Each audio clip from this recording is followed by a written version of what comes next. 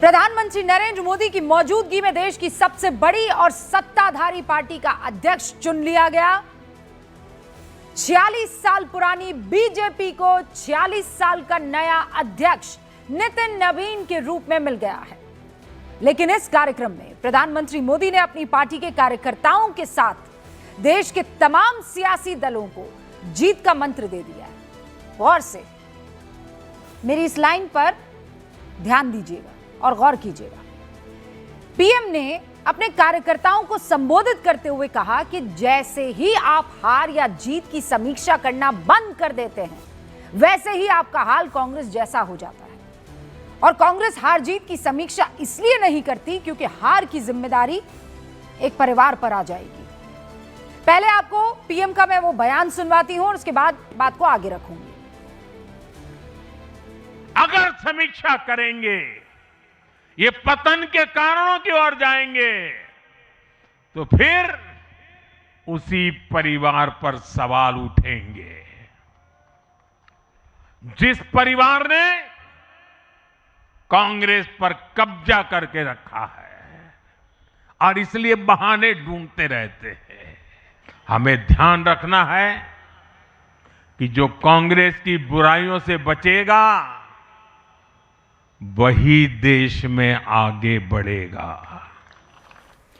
अब जैसे ही पीएम मोदी ने गांधी परिवार पर बगैर नाम लिए निशाना साधा, और बाय द वे आप सबको ये पता होना चाहिए, प्रधानमंत्री नरेंद्र मोदी ने कभी भी गांधी परिवार का नाम लिया नहीं है, लेकिन उसके इर्द गिर्द जो कुछ भी कहते हैं वो सीधा वहीं पर निशाना होता है। कांग्रेस ने पलटवार करने में उसके बाद देर नहीं लगाई, क्योंकि जो सुना आपने उसके बाद तो प्रेस कॉन्फ्रेंसेस का दौर शुरू होना ही था। कांग्रेस के मीडिया विभाग के चेयरमैन पवन खेड़ा साहब गांधी परिवार का बचाव करते हुए कहते हैं, क्योंकि गांधी परिवार संघ के खिलाफ लड़ता है, इसीलिए बीजेपी उन्हें निशाने पर रखती है। उनका बयान भी सुनिए। जिस कांग्रेस के परिवार के खिलाफ ये बोलते हैं, उस परिवार ने संघ के एजेंडा को, संघ की नीयत को 100 साल से रोक के रखा हुआ है। इस देश को उससे बचा के रखा हुआ है और आगे भी हम करते रहेंगे। जायज सी बात है, लाजमी है कि ये हमारे नेतृत्व के खिलाफ रहेंगे, क्योंकि हमारा नेतृत्व, हमारी पार्टी, हमारी विचारधारा इनकी असलियत को ना केवल जानती है भली भांति, इनकी असलियत से लड़ना जानती है, इनकी असलियत को हराना जानती है और इनको इस देश को इनसे, इस समाज को इनसे बचाना जानती है। अब आप इस जवाब को समझिए। ये जवाब भी अपने आप में कई तरह के सवाल खड़े करता है। पीएम मोदी ने अपनी पार्टी को नसीहत दी थी कि हार हो या जीत, उसकी वजह को जाने तभी आप आगे बढ़ सकते हैं। इस नसीहत से किसी को क्या दिक्कत हो सकती है? हर पार्टी को ऐसा करना चाहिए और मुझे लगता है हर पार्टी ऐसा करती भी होगी, तरीका अलग हो सकता है। कांग्रेस ने भी किया। याद कीजिए साल 2014 कांग्रेस अपने इतिहास की सबसे बड़ी हार के बाद ए के एंटनी की अध्यक्षता में समीक्षा के लिए कमेटी बनाती है। वो बात अलग है कि एंटनी कमेटी की रिपोर्ट ठंडे बस्ते में डाल दी गई। कांग्रेस आगे की सियासत में मशगूल हो गई और उसके बाद नतीजा क्या हुआ मैं आपके सामने रख देती हूँ। सिलसिलेवार तरीके से क्रोनोलॉजी समझिए। 2014 में 44 सीटों पर सिमटी कांग्रेस। 10 साल बाद 2024 में भी 493 सीटों में महज 99 जीत पाती है। 543 में, माफ कीजिएगा, यानी दहाई अंकों पर सिमट जाती है। एक एक्स्ट्रा दे देते हैं। सिर्फ लोकसभा ही नहीं बल्कि विधानसभा में कांग्रेस का प्रदर्शन चिंताजनक रहता है। 2014 से लेकर अभी तक लोकसभा और विधानसभा चुनाव 74 चुनाव, ठीक है, 74। कांग्रेस सिर्फ 12 विधानसभा में सबसे बड़ी पार्टी बन पाई है। आज की तारीख में कांग्रेस के पास सिर्फ 3 राज्य हैं, हिमाचल, कर्नाटक, तेलंगाना। लेकिन इन सब के बीच अगर कोई इस सच्चाई को कहे कि कांग्रेस हार से सीखने की बजाय बहाने खोजती है, तो इसके काउंटर में भी कांग्रेस एक बहाना ही लेकर आती है। अपनी हार की वजह तलाशने की बजाय वो संघ पर हमलावर हो जाती है। पवन जी की माने तो कांग्रेस संघ से लड़ रही है, लेकिन संघ जिस बीजेपी के साथ जोड़ा जाता है, जनता उसी की सरकार बना रही है। 84 के लोकसभा चुनाव में कांग्रेस के पास 49% वोट, 414 सीटें। संघ से लड़ते लड़ते वही कांग्रेस 2024 में 21.4% वोट 99 सीटों पर पहुंच गई। लेकिन 84 में करीब 8% वोट और 2 सीट जीतने वाली बीजेपी 2024 में करीब 37% वोट और 240 सीट पर मौजूद दिखाई दे रही है। और इसमें वो गिरी भी है, उसका ग्राफ गिरा भी है, लेकिन ग्राफ कहां जाकर अटका देख लीजिए। लगातार तीसरी बार सरकार बनाती है। अब सवाल यह है कि इस बदलाव की वजह क्या है। क्या ये आंकड़े ये नहीं बताते कि संघ से नफरत के चक्कर में कांग्रेस को कुछ हासिल नहीं हो रहा? क्योंकि देश में बहुमत संघ को देश विरोधी या उसकी नीतियों को देश के खिलाफ नहीं मानता, और ये आंकड़े उसकी तस्दीक करते हैं। असल में कांग्रेस कंफ्यूज्ड है। वो जानना नहीं चाहती कि जनता किन मुद्दों पर वोट कर रही है। वो जनता को बताना चाहती है कि तुम इस मुद्दे पर वोट करो। आपको जनता की सुननी है। जनता आपकी सुने ये बाद में होगा, इट विल हैपन लेटर। और ये हम कह नहीं रहे।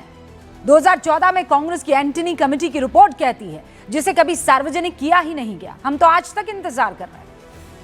लेकिन मीडिया की कुछ रिपोर्ट्स बताती है कि एंटनी कमेटी ने यह कहा था और बताया था कि धर्मनिरपेक्षता बनाम सांप्रदायिकता के मुद्दे पर चुनाव लड़ने से कांग्रेस को नुकसान हुआ। अल्पसंख्यक तुष्टीकरण नीति भारी पड़ी। कांग्रेस नेताओं के मुस्लिम कोटा पर बार बार दिए गए बयानों से बहुसंख्यक समुदाय नाराज हुआ, अलग थलग पड़ा। कांग्रेस के कई महासचिव अपने प्रभार वाले राज्यों का दौरा भी नहीं करते थे। पार्टी की अंदरूनी कलह, निराश कार्यकर्ता, चुनाव से पहले प्रभावी गठबंधन की कमी, भ्रष्टाचार, कांग्रेस में बुरा हाल में जाने का या कांग्रेस के बुरे हाल में पहुंचाने का यह सबसे बड़ा कारण है। अब सवाल यह है कि क्या कांग्रेस ने इससे कुछ सीखा? अरे सीखने की बात छोड़ दीजिए। इस रिपोर्ट के बनाने वाले ए.के. एंटनी ने 2022 में यह कहा था, मुझे नहीं लगता कि रिपोर्ट कहीं रखी भी गई होगी। हम सभी में से किसी ने उसे दोबारा नहीं पढ़ा। अब बीजेपी का उदाहरण देखिए। 2024 में बीजेपी 303 सीट से घटकर 240 पर आ गई। हरियाणा में बीजेपी को 5 सीटों का नुकसान हुआ। महाराष्ट्र में 14 सीटों का नुकसान हुआ। बिहार में 5 सीटों का नुकसान हुआ। 2024 के लोकसभा चुनाव के महज 3 महीने बाद हरियाणा में विधानसभा चुनाव होते हैं। बीजेपी अपनी गलती से सबक लेती है, रणनीति बदलती है, बनाती है और तीसरी बार हरियाणा में सरकार बना लेती है, वो भी पूर्ण बहुमत से। 2019 में हरियाणा विधानसभा चुनाव में बीजेपी को 40 सीटें मिली थी। 2024 में पहले से 8 सीटें ज्यादा उसने जीती। अब महाराष्ट्र आइए। लोकसभा के महज 6 महीने बाद विधानसभा चुनाव होते हैं। बीजेपी अपनी रणनीति को बदलती है।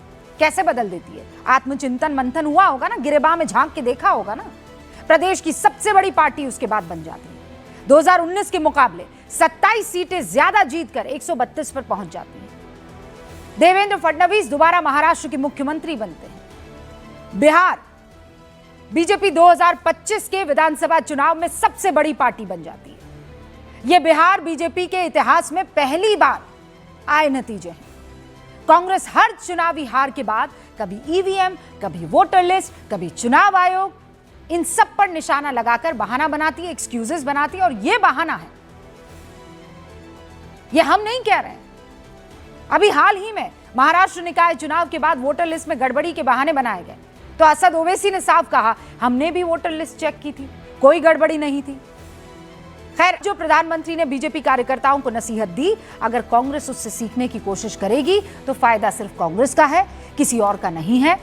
गूंज में इसीलिए बड़ा सवाल कि क्या कांग्रेस परिवार को बचाने के लिए चुनावी हार स्वीकार करने को तैयार है? पॉइंटेड सवाल। क्या कांग्रेस की हार की वजह सिर्फ गांधी परिवार है? क्या पीएम की नसीहत पर संघ को घसीटकर कांग्रेस फिर बहाना बना रही है? मैं शुरू कर रही हूं गूंज।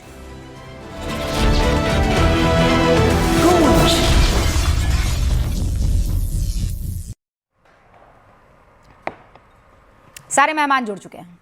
भारतीय जनता पार्टी के राष्ट्रीय प्रवक्ता अजय आलोक जी हमारे साथ हैं। कांग्रेस समर्थक पंकज शर्मा जी हमारे साथ हैं। एआईएमआईएम के राष्ट्रीय प्रवक्ता वारिस पठान दिख नहीं रहे हैं, अब से कुछ ही देर में शायद हमारे साथ जुड़ जाएंगे ईद के चांद की तरह। समाजवादी पार्टी के राष्ट्रीय प्रवक्ता अजीज खान साहब इस वक्त हमको दिखाई दे रहे हैं, माशाल्लाह पूरे नूर के साथ। आरएलडी के पूर्व सांसद मलूक नागर साहब भी इस वक्त आपको स्क्रीन पर दिखाई दे रहे हैं और वारिस पठान साहब, ये झलक उनकी दिख गई। वरिष्ठ पत्रकार अनंत विजय जी भी यहाँ पर आपको स्क्रीन पर दिखाई दे रहे हैं। आप सभी का बहुत बहुत स्वागत है। पंकज जी, विश्लेषण ठीक था? बहुत अच्छा था। आपको लगता है कि प्रधानमंत्री नरेंद्र मोदी ने कहा है कि समीक्षा बहुत जरूरी है, कड़वा हो सकता है टॉनिक, कड़वी हो सकती है दवा, लेकिन उससे इलाज ही होता है। कांग्रेस को इससे सीखना चाहिए। समीक्षा तो हर मामले में जरूरी होती है और होनी चाहिए। समीक्षा इस बात की भी होनी चाहिए कि कांग्रेस किस तरह की राजनीति कर रही है और भारतीय जनता पार्टी किस तरह की राजनीति कर रही है। मैं तो प्रधानमंत्री जी की इस बात को एकदम सही मानता हूँ कि जो कांग्रेस की बुराइयों से बचेगा वही देश में आगे बढ़ेगा। भारतीय जनता पार्टी और नरेंद्र भाई मोदी ने ये साबित करके भी दिखाया है कि वो कांग्रेस की बुराइयों से बचे रहे और देश में कहां से कहां पहुंच गए। कांग्रेस की तरह जाति की, बिरादरी की, फिरका परस्ती की सियासत करने से इनकार किया होता, सर्वसमावेशता के मूल्यों के प्रति निष्ठा रखी होती, समाज के हर तबके को समदृष्टि से देखा होता, तो क्या भारतीय जनता पार्टी 2 से 303 पहुंच सकती? नरेंद्र भाई ने जवाहरलाल नेहरू की तरह अगर राजधर्म निभाया होता तो क्या 11.5 साल पहले रायसीना की पहाड़ी फतह कर पाते? कांग्रेस में तो सबसे बड़ी बुराई है कि वो राजनीति को किसी न किसी तरह महज चुनाव जीतने का धंधा नहीं मानती है। तो वो क्या राजनीति को सामाजिक क्या मानती है? वो राजनीति को सामाजिक सरोकारों से जुड़े रहने का जरिया मानती है। तो कैसे वो जुड़ी है? गरीबोन्मुख सकारात्मक आर्थिक तरक्की की हिमायत करती है। उसके लिए समानता, सहिष्णुता, वैचारिक उदारता और अभिव्यक्ति के जो उसूल हैं उनकी अहमियत है। तो छल प्रपंच, साम दाम, दंड भेद की मौजूदा सियासत में अगर आगे बढ़ना है तो कांग्रेस की इन तमाम बुराइयों से तो बचना होगा ना। ये उलट बांसी का दौर है रूबिका जी। ये सामाजिक सद्भाव के बजाय सामाजिक विघटन को बढ़ावा देने का युग है। ये मतलब पता नहीं वंचितों क्यों के पंकज जीवन जी, स्तर को सुधारने के अचानक कदम ये उठाने के बजाय देश के पंकज जी, सारे मुझे संसाधन अचानक इस बात का एहसास होने लगा कि झोली में डाल देने का समय है। मैं 9वीं क्लास की अध्यापिका हूं और मैंने बच्चों से कहा है कि आपको जो है कुछ लाइनें लिख कर लानी है कि सामाजिक सुलेख और वो सुलेख जो है पंकज जी, आपने वो सुलेख हमको सुना दिया। मुझे ऐसा लगा, मैं बहुत प्रैक्टिकलिटी पर दिया क्योंकि ये जनतंत्र की जड़ों में मट्ठा डालने का जो शासन काल है उस पर आपकी निगाह नहीं जा रही है। पंकज जी, मेरी निगाह की बात नहीं है। पंकज जी सुनिए ना प्लीज। का जमाना है। नहीं पंकज जी, मेरी बात सुनिए। आप ये हमेशा यही दिक्कत होती है, जनता बेवकूफ नहीं है, जनता जानती है। जनता की नब्ज को आपको टटोलना है। आप ये कैसे रट्टा लगा सकते हैं कि जो मैं सोचता हूं, जो राहुल जी सोचते हैं, जो कांग्रेस के ये तमाम 4-5 जो उनके आगे पीछे घूमते हैं वो सोचते हैं, वही पूरे देश को सोचना चाहिए। अरे सर, ये ऐसे गंगा नहीं बहती है। आप उल्टी गंगा बहाने की कोशिश कर रहे हैं जो नहीं चलेगा। आप इस बात को जानते बहुत अच्छे से, बखूबी जानते हैं, लेकिन मानने को तैयार नहीं है। अजय आलोक यहां पर मौजूद है। अजय जी, फिर मामला वहीं आ जाता है कि हम तो सामाजिक समरसता लाने की कोशिश कर रहे हैं, लोकतंत्र की बहाली के लिए काम कर रहे हैं। हम चुनाव जीतने के लिए काम नहीं कर रहे हैं। चुनाव जीतने की मशीन आप लोग बने हुए हैं और वो मशीन आपने कब्जे में की हुई है, इसीलिए इमरजेंसी बहाल करने वाले लोकतंत्र की बहाली का काम कर रहे हैं। शाबाश। अरे रूबिका जी, कोई सोया हुआ हो ना तो उसको झकझोर के उठा दिया जाता है और उड़ जाता है, लेकिन जो नाटक करके आंख बंद किए रहे उसको आप कुछ नहीं कर सकती हैं। तो कांग्रेस से चिंता हम लोग क्यों कर रहे हैं? मैं हो गया, आप हो गई, करना ही नहीं चाहिए, बिल्कुल नहीं करना चाहिए। सामाजिक समरसता अगर दीपम मंदिर में बताइए, हेडक्वार्टर में पीएम तो बता रहे हैं कि कांग्रेस की गंदगियों पीएम बता रहे हैं कि कांग्रेस की गंदगियों से दूर रहना पड़ेगा और एक परिवार की गंदगी है। वो ये बता रहे हैं कि एक परिवार ने कांग्रेस जैसी पार्टी को ऐसा कैप्चर किया कि कांग्रेस नाम की पार्टी का अब भविष्य और अस्तित्व खतरे में है। लेकिन परिवार ना पार्टी को छोड़ने को तैयार है, ना परिवार के चमचे गांडियों को छोड़ने को तैयार है। दिक्कत ये है। पंकज जी कह रहे थे सामाजिक समरसता। हाँ। दीपम मंदिर में दिया जलाने से अगर सामाजिक समरसता बढ़ती है, मुसलमानों को अपीस करने से, हमें नहीं चाहिए ऐसी सामाजिक समरसता। सोमनाथ मंदिर के लुटेरे के साथ खड़े होकर मोहम्मद गजनी का गुणगान करने वाले, औरंगजेब का गुणगान करने वाले लोग अगर सामाजिक समरसता चाहते हैं, नहीं करनी हमें सामाजिक समरसता। सेकुलर शब्द ही खराब है, सेकुलर शब्द ही खराब है रूबिका जी, शब्द ही खराब है। क्योंकि मेरा मानना है कोई सेक्युलर नहीं है। रूबिका लियाकत मुसलमान है, वो अपने अल्लाह ताला को मानती हैं, लेकिन दूसरे धर्मों के प्रति रिस्पेक्ट भी है। मैं हिंदू हूं, मैं अपने भगवानों को मानता हूं, दूसरे धर्मों के प्रति रिस्पेक्ट भी है। सेक्युलर का ये मतलब नहीं हुआ कि अपने धर्म को हम किसी पर लाद दें, जो कि हो रहा है। और ये कांग्रेस इसमें मदद करती है, ये कांग्रेस इसमें मदद करती है दूसरे को धर्म को लादने में। पंकज जी, जितने कन्वर्शन हुए कहीं ना कहीं कांग्रेस का कोई ना कोई नेता कहीं पीछे ही रहता है, चाहे उड़ीसा में क्रिश्चियनिटी कन्वर्शन हो, चाहे इस्लामिक कन्वर्शन। अच्छा शब्द है, उसको सामने वाले ने अगर बुरे तरीके से पोर्ट्रे कर दिया तो वो बुरा थोड़ी हो जाता है, इसीलिए उसके आगे सूडो लग गया है ना। Secular is a beautiful word, लेकिन सूडो लगाने वालों को आप कटघरे में खड़ा कीजिए ना। आपने तो सेक्युलरिज्म को ही कटघरे में खड़ा कर दिया। यही तो चाहते हैं पंकज जी एंड पार्टी। इस देश में रूबिका जी, इस देश में सेक्युलरिज्म का मतलब मुस्लिम परस्ती हो गया और कुछ नहीं। वही और मैं अगर कह आप रही हिंदू की बात कीजिएगा तो वो कम्युनलिज्म हो उससे गया। शब्द थोड़ी मतलब बदल खराब हो दिया जाता गया ना। है। अरे भाई, उससे शब्द थोड़ी खराब हो जाता है। Secularism is a beautiful word, is a very powerful word, लेकिन जाके जेनजी से पूछिए सेक्युलरिज्म मतलब सीधे कहेंगे मुसलमान परस्ती। अरे भाई, वो तो यहाँ कुछ लोगों ने किया है ना अजय आलोक जी, इसका मतलब ये थोड़ी है। और इसका मतलब तो जीत हो गई सामने वाले की, जिसने सेक्युलरिज्म के नाम पर। सेकुलरिज्म को बरतने वाले लोग खराब हैं, ये नहीं है कि, और सिर्फ यहीं की बात कर रहे हैं अजय आलोक। सेकुलरिज्म को जो बरत रहे हैं आज़ादी के बाद से पिछले 75-76 वर्षों से, सेकुलरिज्म के नाम पर मुसलमानों का अपीजमेंट करने का जो प्रकल्प शुरू हुआ, उसकी वजह से इस शब्द को लेकर एक अजीब सी हिकारत सी पैदा हो गई कि जैसा रूबिका जी ने कहा, सूडो शब्द लगा दिया उसके आगे, क्योंकि उसको बरतने वाले लोगों ने निरंतर एक ही समुदाय के लोगों का न सिर्फ उसका तुष्टीकरण किया बल्कि उनको पैम्पर करते रहे।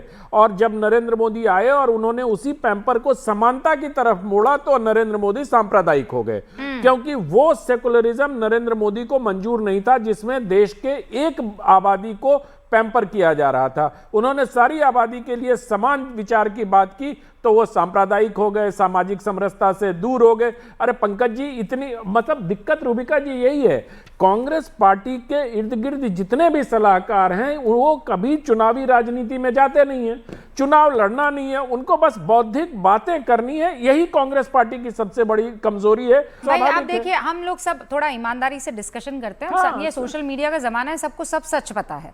ये जो सामाजिक समरसता की चादर ओढ़ के जिस वोट बैंक को लगातार सींचा जा रहा था, पाला पोसा जा रहा था, वो वोट बैंक तो वो देखिए, वो बैठे हैं सफेद कुर्सी पर, वारिस पठान लेकर चले गए हैं। वो वारिस पठान जहां पार्टी खड़ी कर दी वहां चुनाव जीत रहे हैं। वो हो गया सामाजिक समरसता, वारिस पठान। और सामाजिक समरसता वाले करेंगे बीजेपी की बी टीम है। हाँ, अब यहाँ कोई सामाजिक समरसता नहीं है।